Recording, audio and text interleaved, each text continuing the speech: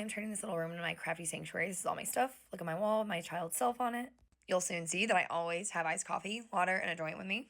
A chair piled with a bunch of crafty stuff. Ton of old papers, lists, and journals because I'm a queen of that. Just ones that I'm currently using. Wire wrapping stuff, wood burning stuff, some of my paintings, books. And, well, frankly, more stuff. And a moment for a little ritual, which we'll get back to later.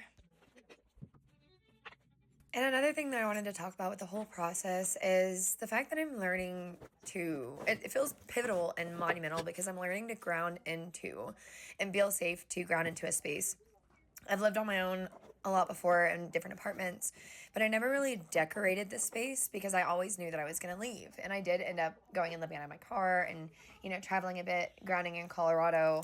And life just unfolded in a divine way. That's why I see it as a divine design, and every challenge catalyzes it. But it's actually really healing, and I'm working with a deep-rooted part of myself that's been blocked and repressed and wounded by doing this kind of like settling or rooting and establishing myself into a space, like making this sanctuary and studio of a room. In contrast to the fact I'm also someone who is very nomadic. I love car camping. I want to be more primitive. I love outdoor skills. I love being in the wild. And so also where I live, it's so sunny. So I've often felt so guilty and wrong for being like inside, for if I need to rest or if I need to be inside doing art or doing chores or things like that. I feel so wrong and guilty about it because it's always so sunny outside.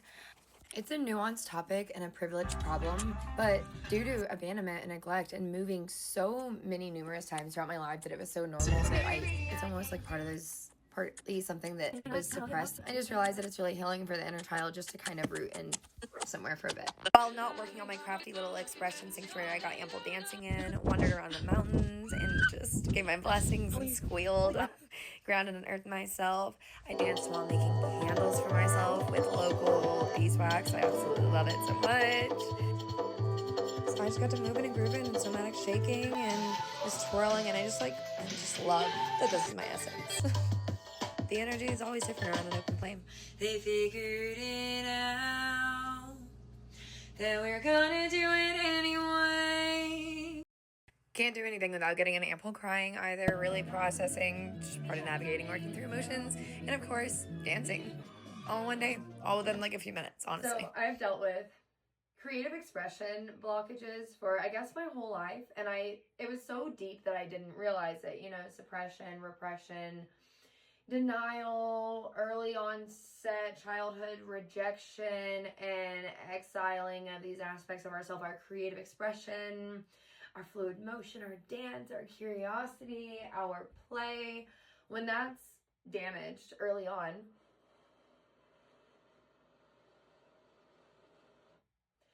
the blockage is so ingrained within us, that once we get to our adulthood, we have to rediscover or discover for the first time ourselves authentically.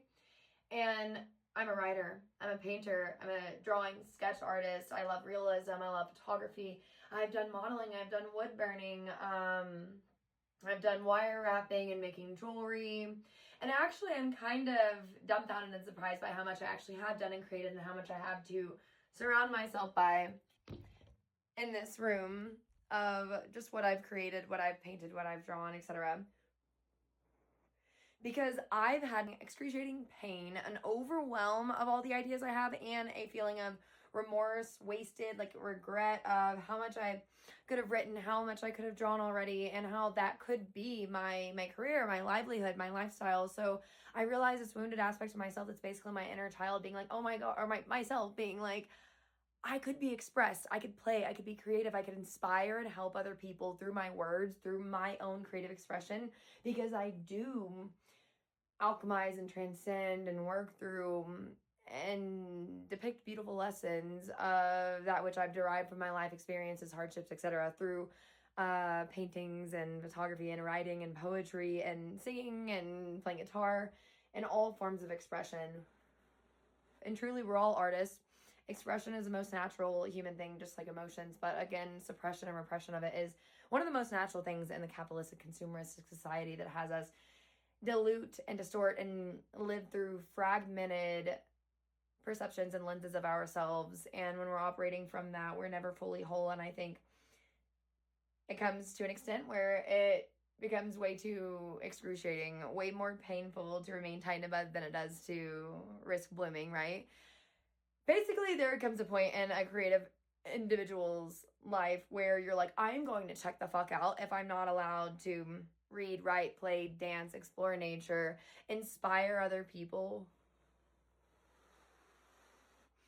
give my contributions of my gifts and my talents and my callings to the collective and to myself. Like, that is the only option. There comes a time when that is the only option. Your mental health, your psychological health, your creative expression, your expansion, your experience as a human being demands it. And it's like the void, but it's also the most ample, potent like time. And I'm grateful to be in it. And I realized that I learned to associate pain with every single thing that I enjoy, my creative expression.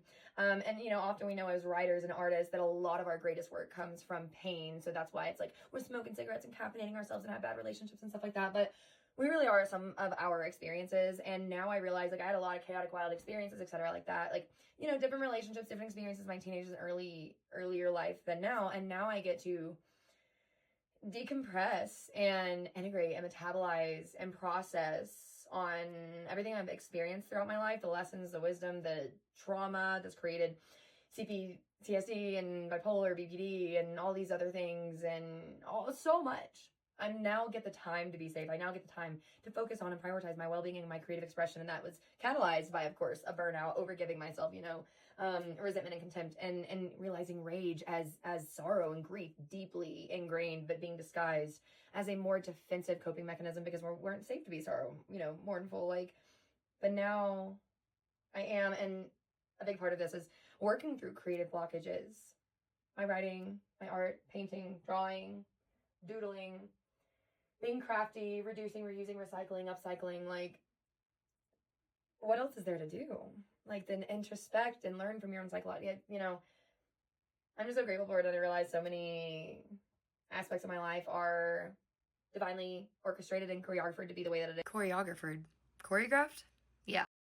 Even me not having family, not having a lot of people. I'm so grateful that I get to take this time on my own and I'm learning, like, sovereignty and autonomy, because I even lived alone for years, but I'm realizing I'm reclaiming and recalling my power and aspects of myself, my authenticity, the aspects of myself that are strewn out through all the abuse, those who neglected and abused, and those who greatly impacted me, those who were significant in my life, because they were the substitute, the symbol, the way I deflected or dissociated or distracted from the deeper root issue. They were part of the divine design that would help me to later become aware of the deeper issues.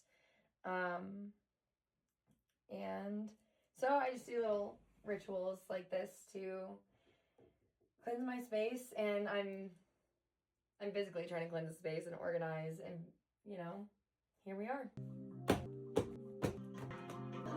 This is less than a year's worth of journals for me. I normally fill up at least a journal a month, and with recounting them, there's definitely been 2 journal or more months. A good ink pen is a lifeline around here.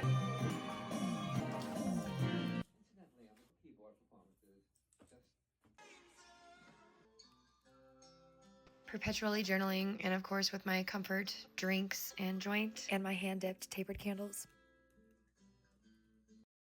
And when it's all about, the wind's whipping by outside and I'm on my 6th painting of the day.